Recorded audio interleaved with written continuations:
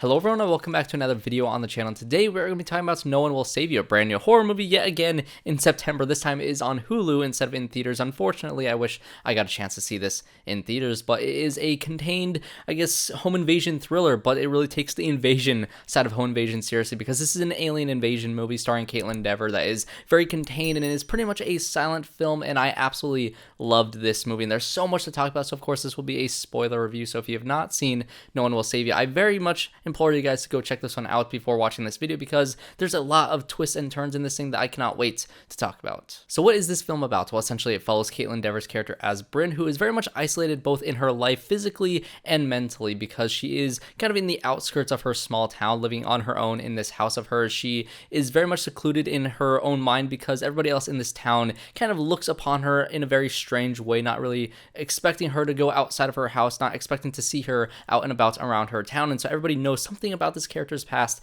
that us as the audience don't quite get to know until later on in the movie. And she's very socially awkward in her interactions with other people, not really knowing how to smile and how to present herself in the outside world, but on her own she loves like building these little villages inside of her house, these little model homes, and putting it all together. That is where she finds some sort of joy in her life until of course these aliens start invading her home and she starts to do all these things out of instinct and is able to be very capable in this situation, trying to get out of whatever situation she finds herself in, and things just get weird and bizarre from here, where you get to find some intimate, I guess, details about her backstory that is all unveiled in, again, a very silent way. And I think what I love most about this movie is the fact that this story, as simple as it is told in a very unconventional and unique way, even though its alien designs are very much, the classic alien design that you'd even see in like Indiana Jones and the Kingdom of the Crystal Skull with those interdimensional beings. It's very much the classic look of a big-headed alien on a small, scrawny body that is shaded gray this time instead of green. But besides that, it is pretty much the classic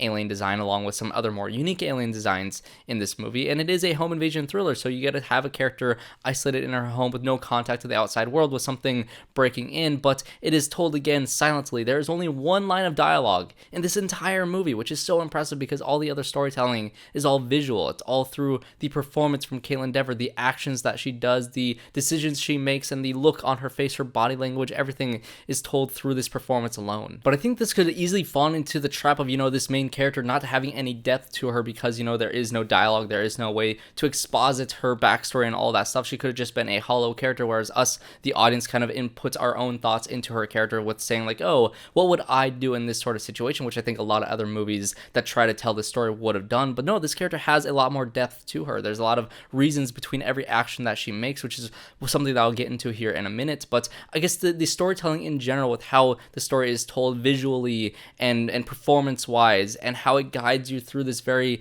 intimate character, I think is a brilliant way to tell this story. So let's get into the character herself, because she is easily the one that carries the film. Kaitlyn performance is incredible in this, but I don't think without her performance and without the clever writing and how the story is told, I don't think this movie would work nearly as well as it does. But what is the deal with Brynn's character? Why is she the way that she is? Why is she so isolated, and why do all the people in this town kind of look at her in this weird way? There's a great scene at the beginning of the movie where she goes to visit her mother's grave, so we find out that her mother had passed away at some point in her past, and there's a bunch of other people grieving at this graveyard, and when they see her walk by, they all kind of silence themselves and they all kind of watch her walk by. Or anytime she runs into anybody in the village, especially this couple who are the parents of this childhood friend that she had when she was younger, that just kind of stare at her, and the mother spits in her face and the father feels like he wants to say something, whether it's anger on his face or remorse on his face for, kind of feeling bad for what the mother just did, but also feeling like maybe she is right in spitting on this young girl's face. What happened in their past? What happened to their daughter? And he just kind of walks away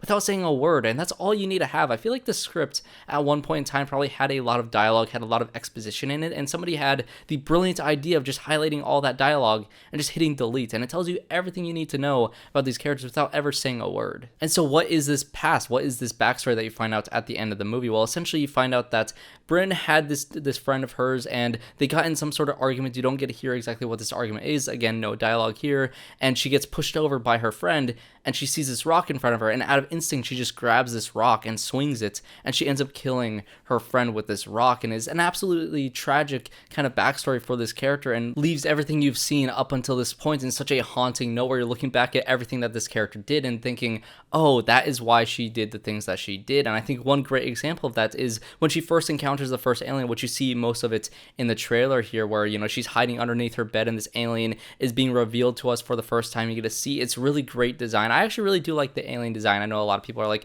oh, it just looks like a very classic and cliched alien, where there are some other ones that are kind of like formed like an ape of some sort with longer limbs, or there's one that looks like a praying mantis, which is absolutely terrifying in the way that they have this really guttural and vibration, the way that they talk and the way that they communicate with each other is a very interesting way. But the humanoid ones that you see in this scene have this telekinetic power where it can, you know, move nails out of the place to be able to kind of get into whatever Brynn is trying to block up, or they're able to move her around wherever they need. And there's a point where one of these aliens kind of grabs her with his telekinesis and swings her around, and she's holding this bell tower in her hand from that village, and it just stabs this alien directly in the head. And I feel like on second watch you can see that instinct, and you can see that look of terror on her face after killing this creature. And even though she was kind of protecting herself in some sort of way, her first instinct was to attack it in a way that killed this thing. And to think back from her character looking back at what she did to Maud in the past, and to have that look on her face before things snap into mourning, all that entire moment of her taking out this first alien just has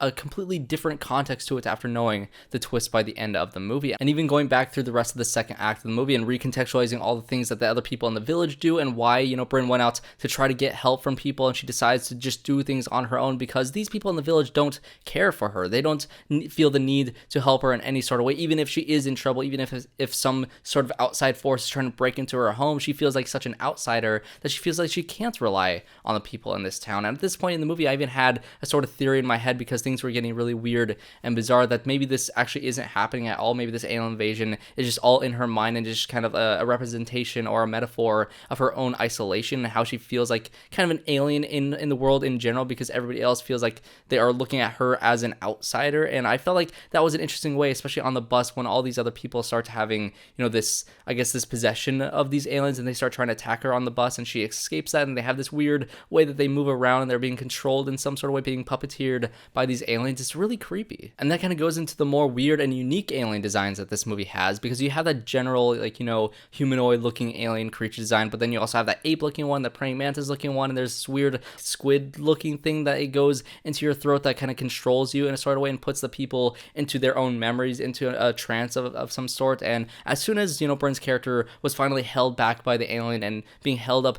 to the rooftop and being slammed up and down, which is a great sequence in the movie, but when the alien finally inserted this thing inside of her throat and she wakes up in her bed and everything seems to be back to normal, I knew as soon as she sees somebody that we know as an audience has passed away, and if she sees this character, she's going to know that she's in a dream, and that she's going to wake herself up, and she's going to say like, oh no, this isn't real, or something like that, and she's going to snap herself out of this trance of hers. And that is exactly what happens, but it's not a sort of, you know, moments where she gets to have more dialogue here. I think you could have easily had more dialogue, but as soon as she sees Maud's character, and she sees and she's able to apologize to her in a very great scene where she just literally says, I'm sorry. She's not saying, oh, this isn't real, you're showing me an illusion, and then she wakes herself up. No, all she has to say is, I'm sorry, and she snaps herself out of the dream because she knows it isn't real. It was just such a great moment for this character to reach from where she was at the beginning of the movie, of being very much, I guess, you know, writing this letter, trying to apologize, trying to make up for everything that she did in her past. And once you find out that that is what happened to Maud's character, once you get to that point where she apologizes finally, you can just see in her own mind she feels like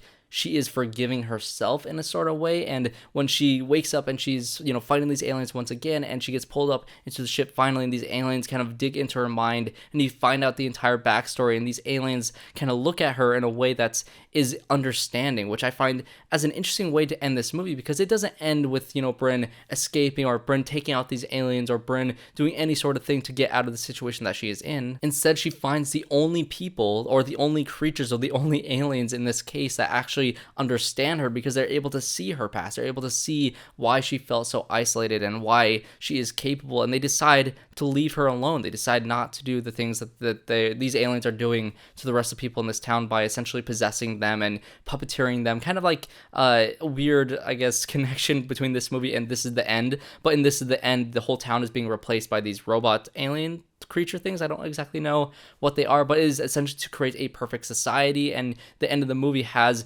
Brynn as herself in the rest of the town that is kind of mirroring how she built her own little village in her home, an idyllic society, and she is now a part of that idyllic society on her own because she never felt like she belonged to begin with, and so now she feels like she belongs with this alien species, the only species that understands her fully. And I find this to be such an interesting way to end this movie, because the movie isn't necessarily asking you as an audience member to forgive this character or to understand why she essentially murdered her friend when she was a young girl and essentially got away with it, and there's so much guilt that she feels, and when she finally forgives herself, then she can move on in this idyllic world that these aliens have created for her, kind of puppeteering this town like Brynn was, making this idyllic society in her own home. And us as an audience are now, I guess, against this character. At least I was like, this feels wrong. This feels weird. She wasn't forgiven by anybody else but herself. And you kind of recontextualize the entire rest of the movie looking at her in an entirely different light. And it is such an interesting character study to kind of look at this person and try to figure out, you as an audience member, what you think of her as a person by the ending of the film. And again, this movie had a conventional setup. I think a lot of people have compared this movie to, like, oh, what if, the third act of Signs was the first act of a movie and it kind of went on from there? Or what if the aliens in Nope was a more conventional, like, little green alien type of concept that you see, like, in that one scene in Nope where you have the kids kind of messing with him dressed up as the aliens, and it's a really creepy and effective scene in Nope. But I'm very glad that that movie decided to go a more original and unique route, whereas this movie kind of goes that more conventional route. But again, it is told in a very unique and unconventional way, and the ending especially is very unconventional with how it decides to wrap up the story and wrap up this character's arc. And again, all this stuff, all this depth that I'm talking about with this character is all told without saying a single word throughout this entire movie besides Brynn's character saying, "I'm sorry." And that is it. And I am so impressed with the director of this film to be able to, I guess, portray this character in the way that he did, to have a very deep story where you're kind of questioning this character by the end of the movie, even though you're rooting for her for the rest of it. And then I'm very excited to watch this again to see if it really does recontextualize everything that she does throughout the rest of the movie. I'm very curious to see all the little details that they have sprinkled throughout this movie that leads up to that ending. But it is just, it's a fascinating movie. But I just think there are so many things to love about this movie. I'm very curious to hear your thoughts on this film as well. What was your interpretation of the ending of this film? I kind of saw it as the aliens kind of accepting her and being the only ones to understand her, and her kind of being an alien in her own world and having that idyllic society that she's kind of playing with her little model village in the beginning of the movie, and she kind of got that by the ending of it. What do you think that all means for a character as a whole? And do you judge her for the things that she did? Or are you looking at her at the ending as, like, good for you? Or are you looking at her as, like, oh wow, she got away with it, and you're kind of questioning her morally in a lot of ways by the ending? I'm very curious to hear all your thoughts on that in the comment section down below. And of course, if you enjoyed this review, make sure you guys subscribe to the channel to see more reviews just like this one. I just reviewed It Lives Inside, which is another horror movie that just released in theaters this week, and along with Saw X, I'll be reviewing later on this week along with The Creator. I'm very excited to see all those movies as well. And Ahsoka is about to wrap up its season in the next couple of weeks, so a lot of stuff here on the channel to see, so make sure you guys like and subscribe to the channel if you want to see more reviews just like this one. I hope to see you all in my next one.